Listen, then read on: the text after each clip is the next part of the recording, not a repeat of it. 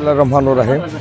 পীরবতী জেলায় গেছি উন্নয়নের ডাক্তার সেজুল হকের সঙ্গে আমি খলিল 91 নির্বাচনে অংশগ্রহণ করার পরে উনি আসার পরে রাজনীতির আমার অভিভাবক, উনি আমার রাজনীতির গুরু শিক্ষা এবং এই 17টা পীরবতী জেলায় গেছি 17টা ইউনিয়ন ডাক্তার সেজুলকে আমারে এই পথটা দেখাইছে।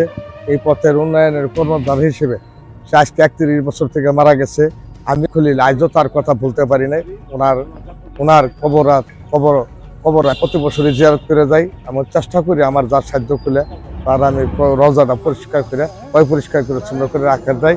আমার কথাটা আমার এই ধরে ভালোবাসাটা যে সেজুল হকের ছেলে মাহমুদুল হক রুবেল সাহেবের সঙ্গে যাতে এই ভালোবাসাটা ওনার বাবার সঙ্গে যেটা আছে এই ভালোবাসাটা যাতে আমার থাকে।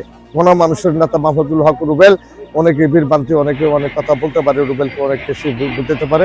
আমি হিসেবে আমার রুবেল আজকে জনপ্রিয়তা তার বাবার কুণ্ডধার হিসেবে যেভাবে উন্নয়নের কাজের জন্য দলের যেভাবে পরিশ্রম করে করতেছে তারেক জিয়ার নির্দেশে আমরা তারেক জিয়ার কাছে আমার দাবি হইল গণমানুষের নেতা মাহমুদুল হক রুবেলকে আমরা এমপি বানাই দেওয়ার পরে উনি আঙুরে ভালো একটা মন্ত্রী দেবে।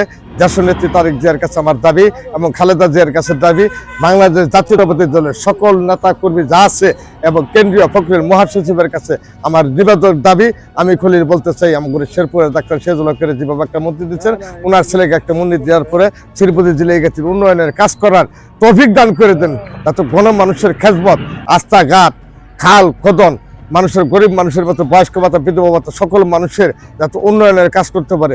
স্কুল কলেজ যা আছে, মাদ্রাসা যা আছে, সকল মানুষের নিবেদিত ডাক্তার সেজুল হকের 54 বছর দেশ স্বাধীনের পরে তারাই বাপ বেটা 34 বছর এমপিগিরি করে তাদের ফ্যামিলি, এটা আমাদের গর্ব, আমাদের দাবি। তারা গণমানুষের নেতা, তারা একজন প্রকৃত আসলেই মানুষকে ভালোবেসে যা মানুষকে শান্তিতে রাখে। নাহলে এত বছর এমপিগিরি করার মনে 5 বছর কুরুম করছে, 5 বছর বারিক করছে, হালিমে 3 বছর করছে, আর বাদদেহি তার ফ্যামিলিগত পীরবতী জেলায় গেতির আমাদের 3.5 লক্ষ মানুষের হৃদয়ের কণ্ঠ ডাক্তার সেজুল হকের ছেলে মাহমুদুল হক রুবেল সাহেব। আগামী দিনে ভবিষ্যতে আমরা গণমানুষটাকে নির্বাচিত গণমানুষের এমপি বানাই দেবো। আমাদের তারেক জিয়ার কাছে দাবি, মহাসচিবের কাছে দাবি, উনি আমাদের যে শেরপুরের একটা অহংকারের একটা ভালো একটা মন্ত্রী যা এটা আমাদের দাবি। বিগত 17 বছরের নেতা কর্মী যারা আমরা ছিলাম, জামাত শিবির যারা ছিলাম, ভারী ঘর থাকতে পারি নাই।